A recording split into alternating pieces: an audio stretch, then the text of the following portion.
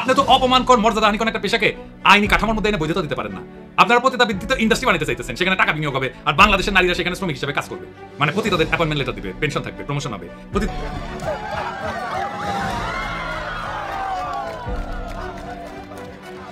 সেই কাজ করতে গিয়ে নারীবাদীরা বলেছেন পতিতাদেরকে পেশা হিসাবে স্বীকৃতি দিতে হবে। আরেকটি কথা বলেছেন যে বাবার সম্পত্তিতে ছেলে এবং মেয়ে সমান অধিকার পাবে। আমাদের 15টা বিষয় নিয়ে 15টা খাতে নারীর অবস্থা কি, অবস্থান কি এবং কোথায় ঘাটতি আছে নীতিতে, কর্মসূচিতে, পরিকল্পনায় বা প্রতিষ্ঠানে, সেগুলো দেখার চেষ্টা করেছি। অনুসরণ করা যে কোনো ধর্মের অনুসারীদের জন্য বাধ্যতামূলক। ধর্মের অনুসারীরা তো আনন্দ চিত্তে সেটা অনুসরণ করেন এবং মেনে চলে। কেউ যদি দাবি করে ধর্মীয় অনুশাসন মেনে চলার জন্য বৈষম্য হচ্ছে, এটা খুবই বাজে অনুসিদ্ধান্ত। এর অর্থ হচ্ছে ধর্মীয় আইন মানা যাবে না, আর চূড়ান্ত মানে হচ্ছে ধর্ম থেকে দূরে থাকতে হবে। এটাই স্যার বাংলা সেকুলারদের চুলকানি, আর এই চুলকানিকে আপনি প্রমোট করেছেন। নারীর প্রতি বৈষম্য দূর করতে নারী বিষয়ক সংস্কার কমিশনের যেসব সুপারিশ এখনই বাস্তবায়নযোগ্য সেগুলো দ্রুত বাস্তবায়নের জন্য সংশ্লিষ্ট মন্ত্রণালয় ও বিভাগকে নির্দেশ দিয়েছেন প্রধান উপদেষ্টা ডক্টর মোহাম্মদ ইউনূস। আপনি বলবেন এখানে শিরিন আপার মতো মুরব্বী আছেন, তাদেরকে আমি এই কথা বলতে পারি যে পারি স্যার, শিরিন আপা কইলেই সেটা অমৃত হয়ে যায় না। উনারে আমরা কিছু বলি না জাফরুল্লাহ ভাইয়ের সম্মানে, কিন্তু উনি একজন পার ইসলামোফোব মহিলা, আর এই কমিশনে যারা আছেন তাদের বেশিরভাগই তাই। উনাদের মিশন হইতেছে নারীর কাঁধে বন্দুক রেখা ইসলাম কোপানির রাজনীতি করা। আমরা করলেও আজকে ডাক্তার পিনাকি ভট্টাচার্য একটি সমালোচনা করেছেন, সমালোচনাটি ছিল গঠনমূলক এবং যৌক্তিক। বলে ধর্মের জন্য নারীরা বৈষম্যের শিকার হচ্ছে, সেজন্য বলছে ধর্মীয় অনুশাসন মানায় বৈষম্যের শিকার হয় নারীরা। এই বৈষম্য থেকে বাঁচতে বাবার সম্পত্তিতে নারীর সমান অধিকার দরকার, এটা হিন্দু মুসলমান কেউই মানে না। আচ্ছা বলেন তো, সম্পত্তি তো আমার, সেটা আমি কিভাবে বন্টন করবো? আসসালামু আলাইকুম দর্শক শ্রোতা, আশা করি সবাই ভালো আছেন। নতুন একটি ভিডিওতে সবাইকে স্বাগতম। প্রফেসর ডক্টর মোহাম্মদ ইউনূস নারীবাদীদের অধিকার ফিরিয়ে দিতে তার নিজস্ব প্রোফাইলে একটি পোস্ট শেয়ার করেন। সেই পোস্টকে ঘিরে পিনাকি ভট্টাচার্য সেই বিষয়টি নিয়ে বিশাল সমালোচনা করেছেন এবং কিছু বিস্ফোরক মন্তব্য করেছেন। সেই সকল প্রকার তথ্যই পেয়ে যাবেন আজকের এই ভিডিওটিতে। ভিডিওর শুরুতেই কিছু ভিডিওর অংশবিশেষ দেখেই হয়তো আন্দাজ করতে পেরেছেন আজকের এই ভিডিওটি কতটুকু গুরুত্বপূর্ণ হতে চলেছে। অতএব চলুন না টেনে একটি লাইক দিয়ে সম্পূর্ণ ভিডিওটি দেখে আসি। নারীর প্রতি বৈষম্য দূর করতে নারী বিষয়ক সংস্কার কমিশনের যেসব সুপারিশ এখনই বাস্তবায়নযোগ্য সেগুলো দ্রুত বাস্তবায়নের জন্য সংশ্লিষ্ট মন্ত্রণালয় ও বিভাগকে নির্দেশ দিয়েছেন প্রধান উপদেষ্টা ডক্টর মোহাম্মদ ইউনূস।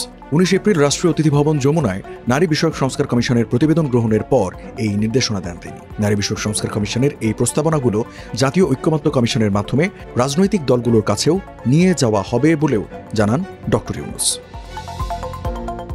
প্রধান উপদেষ্টা বলেন যে সুপারিশগুলো দ্রুত বাস্তবায়নযোগ্য সেটা যেন আমাদের মাধ্যমে হয়ে যায়, আমরা যেন এই কাজের মাধ্যমে বিশ্বের অন্যান্য দেশের জন্য উদাহরণ সৃষ্টি করতে পারি। পৃথিবীর মেয়েরা এটার দিকে তাকিয়ে আছে, তারা এটা নিয়ে পর্যালোচনা করবে, অনুপ্রাণিত হবে। অন্য দেশের নারীরাও এটা নিয়ে সিরিয়াস। তিনি বলেন এটা শুধু নারীদের বিষয় নয়, সার্বিক বিষয়। এই প্রতিবেদন ছাপিয়ে বিলি করা হবে, এটা পাঠ্য বইয়ের মাধ্যমে বই আকারে ছাপা হবে। দলিল হিসেবে অফিসে রেখে দিলে হবে না, মানুষের কাছে উন্মুক্ত করে দিতে হবে। নারী বিষয়ক সংস্কার কমিশনের প্রধান শিরিন পারভিন হক বলেন, জুলাইয়ে যারা প্রাণ দিয়েছে তাদের শরণার্থে এমন কিছু করতে চেয়েছি যা মানুষের জন্য কল্যাণকর হবে, সমাজের জন্য কল্যাণকর হবে। সুপারিশগুলোকে 3 ভাগে ভাগ করা হয়েছে জানিয়ে তিনি বলেন, কিছু এ সরকারই করে যেতে পারবে, কিছু পরে নির্বাচিত সরকার করতে পারবে। সংস্কার কমিশন 15টি বিষয়ে সংস্কার প্রস্তাব দিয়েছে, যেখানে নারী আন্দোলনের সরকারের একটা বড় সমস্যা হচ্ছে যে তার কিছু ব্লাইন্ড স্পট আছে, মানে যে জায়গাটা অন্ধকার আর কি, সেটা হইতেছে এনজিও বায়াস। প্রফেসর ইউনূস নিজেও এনজিওর লোক, তাই এনজিওর লেন্স দিয়া উনি রাষ্ট্রকে দেখেন, এইটা উনার একটা লিমিটেশন। আপনি দেখবেন যতগুলো ডিজাস্টার করছে প্রফেসর ইউনূসের সরকার, তার সবগুলো আসছে এই এনজিও বায়াস থেকে, এনজিও লেন্স দিয়া রাষ্ট্রকে দেখার কারণ।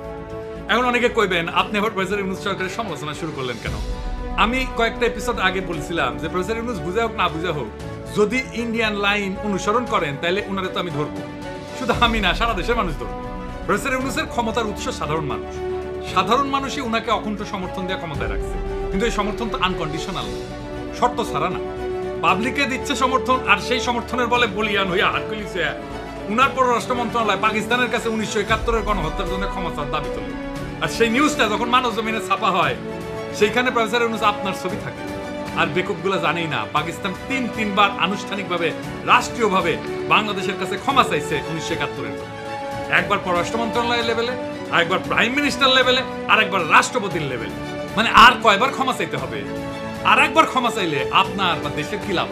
হাসিনার বুড়ি বয়সে হবে, এছাড়া তো আর কোনো অবজেক্টিভ নেই এটা বলার।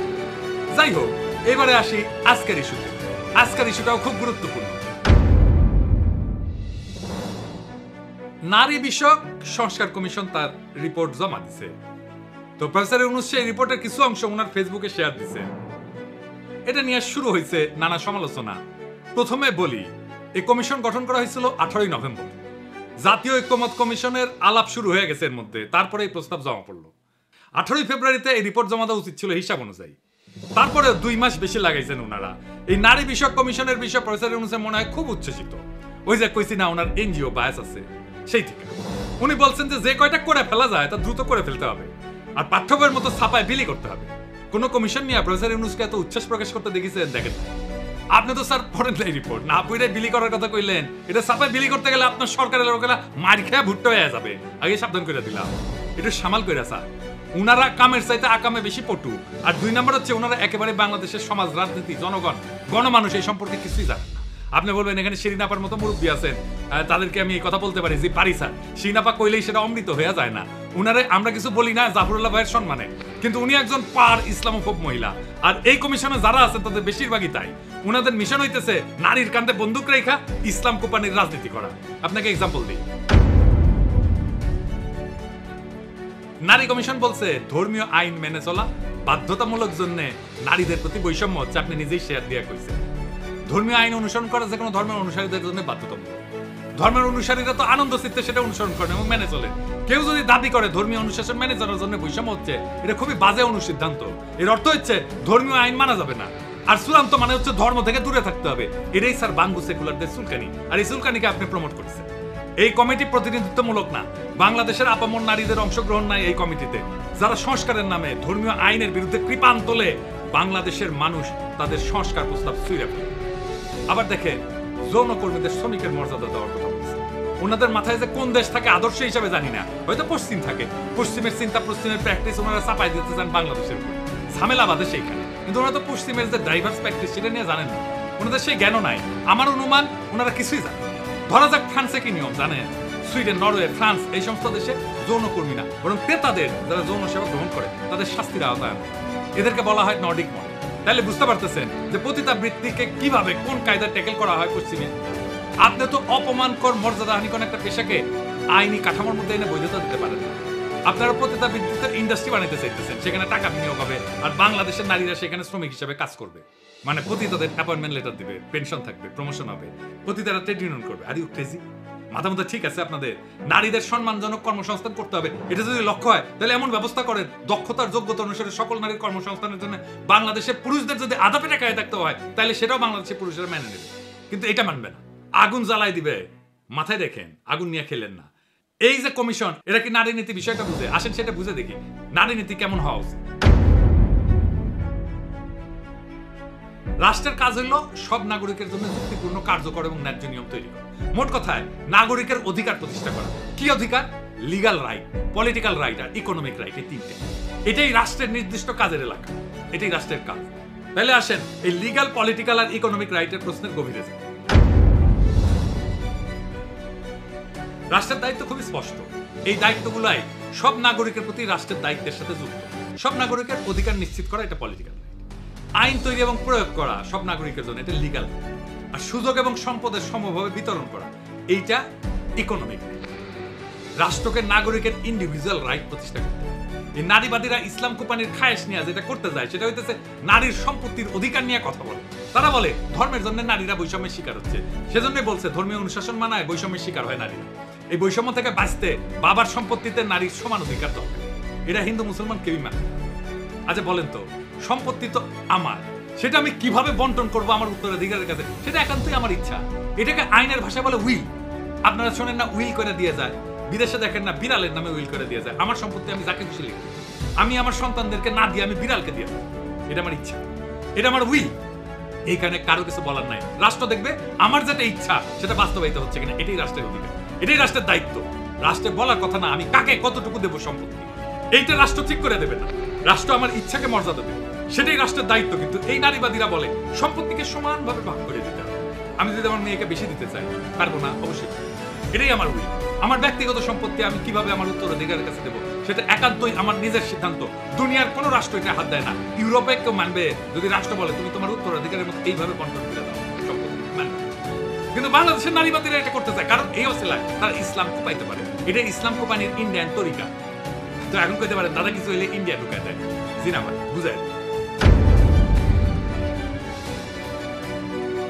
আপনারা ভারতে মুসলমানদের ওয়াকফ সম্পত্তি মোদী কাজ করতে চায় শুনছেন না? কিভাবে কাজ করতে চায় জানেন? ইউনিভার্সাল সিভিল কোডের নামে। এটা কি? এই ওয়াকফ সম্পত্তি যেটা মসজিদ, মাদ্রাসা, কবরস্থান এই তিনদের জন্য দাঁড় করা হয়, তার পরিমাণ হইতেছে 6 লাখ একরের বেশি ভারতে। এটা মুসলমানদের একটা বিরাট বড় সম্পদ, সামাজিক সম্পদ। এই বিশাল সম্পদের উপর আজ সবচেয়ে বড় হুমকি হয়ে উঠছে তথাকথিত ইউনিফর্ম সিভিল কোড। এর মানে হচ্ছে সব ধর্মের জন্য এক আইন চাই। শুনতে খুব সুন্দর, কিন্তু প্রশ্ন হলো এই এক আইনের সুতায় তারা কি মুসলমানদের ধর্মীয় দাতব্য প্রতিষ্ঠানগুলোকে দুর্বল করে দিতে চায়? আসলে চায়। ওয়াকফ মানে হচ্ছে স্থায়ী দান। এই সম্পত্তি কেউ বিক্রি করতে পারে না, উত্তরাধিকার দাবি করতে পারে না। এটা গরিব দুঃখী আর ধর্মীয় কাজে ব্যবহার করা হয়। ইউনিফর্ম সিভিল কোড চালু করে বলা হবে সব দান হবে এক নিয়মে, ধর্মীয় ভিত্তিতে দান। বোঝা যাচ্ছে না? এর মানে ওয়াকফকে অসাংবিধানিক বলে বন্ধ করার রাস্তা তৈরি করা হচ্ছে। ওয়াকফ বোর্ডকে রাষ্ট্রের নিয়ন্ত্রণে না, মুসলমানদের দানের উপরে সরকার বসে। এটা শুধু আইন না, এটা একটা অর্থনৈতিক আক্রমণ। মুসলমানদের সবচেয়ে বড় ধর্মীয় এবং জনহিতকর সম্পদ এখন রাজনৈতিক টার্গেট হয়ে গেছে। তাই ইউনিফর্ম সিভিল কোড এইটা মুসলমানদের অধিকার ছেড়ে দেয়। ভারতের মুসলমানদের জন্য এই লড়াই শুধু বিশ্বাসের না, এটা অস্তিত্বের লড়াই। এই ইউনিফর্ম সিভিল কোড হচ্ছে হিন্দুত্ববাদী মোদির অস্ত্র, যা দিয়া মুসলমানদের সম্পদ, তার শক্তিকে, তার সমাজকে খর্ব করতে চায়। এই ইউনিভার্সাল সিভিল কোডের বাংলাদেশি ভার্সন হচ্ছে সম্পত্তিতে নারীর সমান অধিকার। এইটা দিয়ে ইসলাম কোপানি যাবে। এইটা ইন্ডিয়ান। এই যে দেখেন না কুতুল খেতি, এটা স্ট্রংলি এগ্রি করেছে, স্ট্রংলি ইংরেজি কইছে, ইংরেজি যেহেতু কইছে ঠিকই কইছে, তাই না? এবার মিলে যে কুচু ক্ষতির টাকা টুকা যে দেয় ওয়াকার, সেই ইন্ডিয়ার বাংলাদেশি প্রজেক্টের এক্সটেনশন সন্দেহ আছে। এইভাবে কে কার কইয়া খেলে সেটা ফসাদ কইরা বাইরে হয়ে যায়। সম্পত্তিতে নারীর সমান অধিকার দিলে কি সমস্যা হবে? আসেন বুঝে। প্রথম কথা হচ্ছে এটা ধর্মীয়, যে যার ধর্মের বিধান মানবে। আমি আমার সম্পত্তি কাকে কিভাবে দেবো এটা ব্যক্তির সিভিল লিগাল রাইট, এটা হাত দেওয়ার অধিকার রাষ্ট্রের। ধর্মের বিধানগুলোতে নিম্নে আসে না, এর পিছনে যা লজিক সেটা আমি যাব না, এটা ধর্মীয় নেতারা ব্যাখ্যা করবে। আমি আমাদের সোশ্যাল ফেব্রিকের আলাপ করবো, যা হাজার হাজার শতাব্দীর ভিতর দিয়ে গড়ে উঠছে। সেই সোশ্যাল ফেব্রিক নষ্ট হয়ে গেছে। কি সেটা? সেটা ভয়ঙ্কর একটা বিষয়। বোন ভাইয়ের চাইতে ধর্মীয় বিধান অনুসারে পিতার সম্পত্তি কম হয়, এটা অঙ্কের বিষয়। কিন্তু সেই কম পাওয়াটা বহুগুণে বাইরে যায় একটা সামাজিক, একটা সোশ্যাল ইঞ্জিনিয়ারিং। আমাদের সমাজে মায়ের পরে একজন ছেলের কাছে সবচেয়ে মূল্যবান সম্পর্কটা কোনটা? মামা। 2 বার মা ডেকে আমরা এই মামার সম্পর্কটা, আমি যে আবদার এমনকি মায়ের কাছেও করতে পারি না, সেই আবদার আমাদের কালচারে মামার কাছে করতে পারি। মামার বাড়ির আবদার এটা বলি না, এটা কি মামার বাড়ি পাইছো এটা বলি না। এটা কেমনে আসে? ওই সোশ্যাল ইঞ্জিনিয়ারিং এর জন্য যেই অতিরিক্ত সম্পত্তি পায় মামা, তার কারণে এমন একটা মধুর কেমিস্ট্রি মামার উপরে পড়ে যে মামার সম্পত্তির উপরে, মামার বাড়ির উপরে ভাগনার একটা আলাদা অধিকার জন্মায়, সামাজিক অধিকার, ভালোবাসার অধিকার। ওই যে বলে না তাই তাই তাই, মামার বাড়ি যায়, মামা দিল দুধ ভাত, দরে বসে খাই। তারপরে ওই যে আই ছেলেরা আই মেয়েরা ফুল তুলিতে যায়, ফুলের মালা গলায় দিয়ে মামার বাড়ি যায়। মামার বাড়ি মধুরহারি, মামা ভাগ্নে যেখানে, আপদ নাই সেখানে। এই যে মামার ভাগ্নের কেমিস্ট্রি আমাদের সমাজে এটা আর কোথাও পাবেন না। কাকার সাথে এই কেমিস্ট্রি হয় না কেন? কারণ ওই ধর্মের অনুশাসন শুধু সম্পত্তির অধিকার ঠিক করে দেয় নাই, সেটার সাথে সোশ্যাল ইঞ্জিনিয়ারিং করে দিচ্ছে যেন বোনের ছেলে মেয়ের মামার উপরে এক স্নেহের, ভালোবাসার, নির্ভরতার একটা সম্পর্ক তৈরি হয়। এই নারীবাদীরা সেটাও ভেঙে দিবে। আপনি দেখছেন এরা এতটাই নির্বোধ, যারা 1000 বছর ধরে গড়ে ওঠা একটা সমাজকে মুহূর্তের মধ্যে কলমের খোঁচায় ধ্বংস করে দিতে চায়। এতই নির্বোধ এরা। প্রফেসর ইউনূস মাঝে মাঝে ভুলে যান উনি কোথায় থেকে ক্ষমতা পেয়েছেন, ক্ষমতার উৎস কি। আমরা এটা একটু ওনাকে মনে করে দিচ্ছি। ওনার ক্ষমতার উৎস বাংলাদেশের আপামর জনগণ। এই আপামর জনগণই প্রফেসর ইউনূসের সরকারকে ক্ষমতায় রাখছে। প্রফেসর ইউনূসের ক্ষমতার উৎস মানুষ, এটা যতক্ষণ পর্যন্ত মনে রাখবেন ততক্ষণ পর্যন্ত প্রফেসর ইউনূস শক্তিশালী। সাধারণ মানুষ ওনার পিছন থেকে সরে গেলে উনি শক্তিহীন। ওনাকে উষ্ঠে দেওয়ার জন্য অনেকে মুখায় আছে, ইন্ডিয়া মুখায় আছে, ওয়াকার মুখায় আছে, বিএনপি মুখায় আছে, আওয়ামী লীগ মুখায় আছে। এরা কেউ সফল হইতে পারতেছে না, কারণ সাধারণ মানুষ পাহাড়ের মতো দৃঢ় ঐক্য নিয়ে প্রফেসর ইউনূসের পিছনে দাঁড়াইছে। প্রফেসর ইউনূস তার এই ক্ষমতার উৎসকে যদি অস্বীকার করেন, সেই মুহূর্তে ওনার পতন, ওনার সমস্ত শত্রু ওনাকে ধ্বংস করে দেবে। তাই প্রফেসর ইউনূসের প্রতি এটা সতর্ক বার্তা। বাংলাদেশের সাধারণ মানুষের ধর্মীয় বিশ্বাস, সামাজিক মূল্যবোধ এর বিরুদ্ধে কখনো দাঁড়াবেন না। আপনি মনে রাখবেন বাংলাদেশের খুব সাধারণ মুসলিম সমাজ আপনার পেছনে দাঁড়াচ্ছে। তার সমস্ত সমর্থন, আত্মার সমস্ত শক্তি নিয়ে আপনি শক্তির ভালোবাসাকে উপেক্ষা করবেন, এর পরিণতি হবে ভয়। এই নারী নীতিতে কি আছে আমরা পুরোটা পড়ে দেখিনি, কিন্তু যে স্যাম্পল বা ট্রেলার দেখলাম তাতে বাংলাদেশের সাধারণ মানুষ শঙ্কিত। আমি আশা করব সাধারণ মানুষের সংখ্যাকে গুরুত্বের সাথে বিবেচনা করবেন। এই নারী নীতি ব্যাপক পর্যালোচনা ছাড়া কোনো সংস্কারের পথে অগ্রসর হওয়া উচিত হবে না। প্রফেসর ইউনূস, আপনি যদি এই জাতির উপরে ভর করে এই দেশের মানুষকে পেছনে রেখে হঠাৎ করে এমন কিছু চাপায় দেন যে এই সমাজ চেনে না, মানে না, বিশ্বাস করে না, তাহলে এই জাতি কিন্তু একসময় আপনাকে পেছনে। আপনার শক্তি কিন্তু বিদেশি মিডিয়া না বা ডোনাররা না, আপনার শক্তি এদেশের আপামর জনগণ, মুসলমান, তাদের সন্তান, যাদের হৃদয়ে আপনার উপরে এখনো বিশ্বাস আছে। আপনি যদি সেই বিশ্বাস ভেঙে ফেলেন, যদি ধর্মীয় বিশ্বাস, সামাজিক মূল্যবোধ, পারিবারিক কাঠামোকে না বুঝে বিদেশি এনজিওর ফর্মুলা দিয়ে রাষ্ট্র চালাইতে যান, তাহলে আপনি টিকবেন না। কারণ এই দেশ কোনো ল্যাবরেটরি না, এই জাতি গিনিপিগ না, এই জাতি 24-এর বর্ষা বিপ্লবের রক্তে দাঁড়ানো, ইসলামের শেকড়ে বাঁধা সামাজিক পারিবারিক বন্ধনে গড়ানো। এটাই আপনার ক্ষমতার আর বৈধতা। আপনি যদি এই জাতিকে এনজিও বানাইতে চান, তাহলে এই জাতি আপনাকে রাজনীতির ইতিহাসে একটা দুঃখজনক ব্যর্থতা হিসেবে মনে রাখবে। এখনো সময় আছে, সাধারণ মানুষের ভাষা বোঝেন, ধর্মের প্রতি তাদের আবেগ বোঝেন, এই মাটির গন্ধ বুঝেন। না বুঝলে আপনি থাকবেন হয়তো পদে, কিন্তু মানুষের হৃদয়ে থাকবেন। মনে রাখবেন, এই জাতি অনেক ধৈর্য ধরে, কিন্তু একবার যদি জায়গা ওঠে ফাগুনের আগুনের মতো ছড়ায় পড়ে, সেই আগুন কিন্তু কারো ক্ষমতা দেখে না, পদ দেখে না, অতীত দেখে না, ইতিহাস দেখে। ইতিহাসের এক সময়ের মহানায়কের স্মৃতি বিজড়িত বাষ্পবন মুহূর্তেই গুড়ায় দেয় প্রবল ঘৃণায়। তাই সতর্ক হন, সংলগ্ন হন, এবং সবচেয়ে বড় কথা, মানুষের কথা শোনেন, আমাদের কথা শোনেন। আসসালামু আলাইকুম ওয়া রাহমাতুল্লাহি ওয়া বারাকাতুহু। 24-এর গণ অভ্যুত্থানে যারা অংশগ্রহণ করেছিলেন তারা প্রত্যেকেই বাংলাদেশি এবং ইসলাম প্রিয় মুসলিম জনতা। আর এই ইসলাম প্রিয় মুসলিম জনতা খেপে উঠেছিলেন ভারতের আগ্রাসনের বিরুদ্ধে, হিন্দুত্ববাদীর আগ্রাসনের বিরুদ্ধে, যার সাথে মিশে গিয়েছিলেন আওয়ামী লীগ। বর্তমানে ডক্টর মোহাম্মদ ইউনূস সাহেবের অনেক কার্যকলাপের প্রশংসা আমরা করলেও আজকে ডক্টর পিনাকি ভট্টাচার্য একটি সমালোচনা করেছেন। সমালোচনাটি ছিল গঠনমূলক এবং যৌক্তিক। অনেক লম্বা সমালোচনার কিছু মূল অংশ আপনাদের সাথে আমি শেয়ার করব। এখানে কথা বলেছেন যে নারীবাদীদেরকে নিয়ে একটা কমিশন গঠন করা হয়েছে, যে কমিশনে নারীদের বিষয়ে তারা কাজ করবেন, কিন্তু সেই কাজ করতে গিয়ে নারীবাদীরা বলেছেন পতিতাদেরকে পেশা হিসাবে স্বীকৃতি দিতে হবে।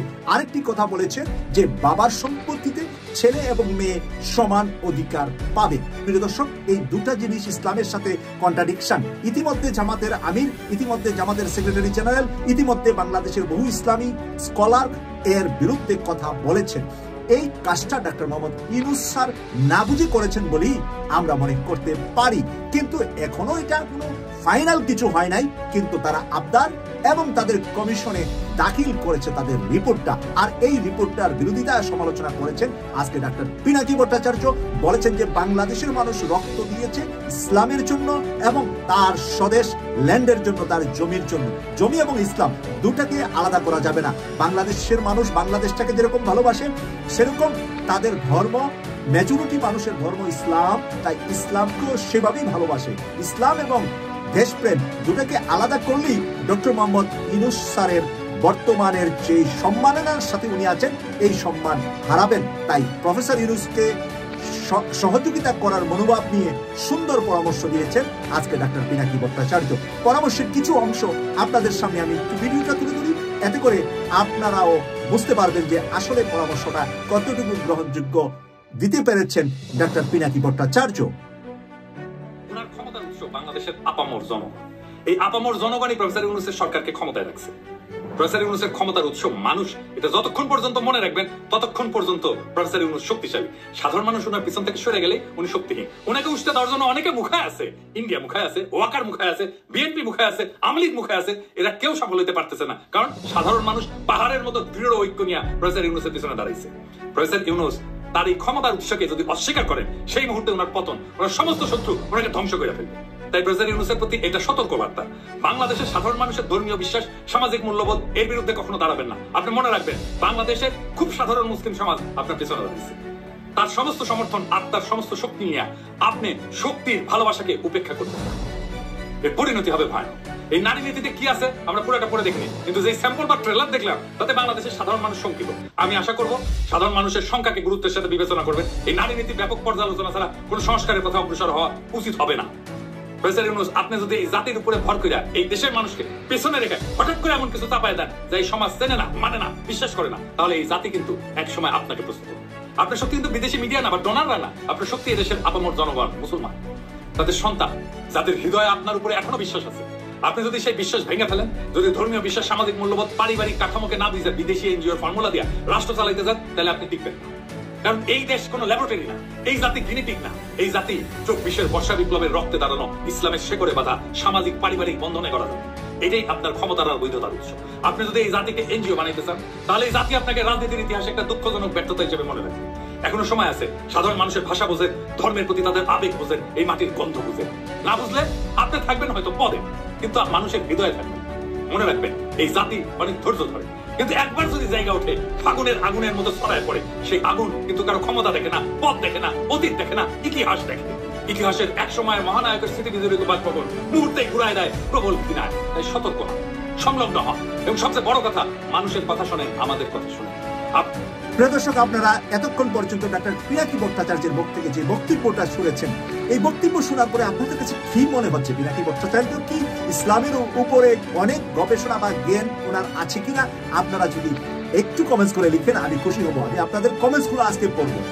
এই ডাক্তার পিনাকি ভট্টাচার্য কি শুধুমাত্র একজন ইউটিউবার, শুধুমাত্র একজন ডাক্তার, নাকি একজন ইসলামের উপরও তার পাণ্ডিত্য, গবেষণা, জ্ঞান, তার বুদ্ধি, মেধা কি এখানে বলেছেন? একজন বড় ইসলামিক স্কলারের মুখেও তো আমরা এত সুন্দর করে গঠনমূলক কথা, রাষ্ট্রের সর্বোচ্চ চেয়ারে যিনি বসে আছেন ডক্টর ইউনূস স্যারকে যে পরামর্শটা দিলেন, আপনি কিসের উপর দাঁড়িয়ে আছেন? আপনি দাঁড়িয়ে আছেন 24-এর একটি বড় রক্তের বন্যার উপরে, যে রক্তের বন্যাটি দিয়েছে তারা ইসলাম প্রিয় মানুষেরা। আর এই ইসলাম প্রিয় মানুষের মনে আঘাত আসবে এমন আইন যদি আপনার ক্যাবিনেটে পাশ হয়, তাহলে আপনি হয়তোবা ক্ষমতা থাকবেন, কিন্তু মানুষের হৃদয়ে থাকবেন না।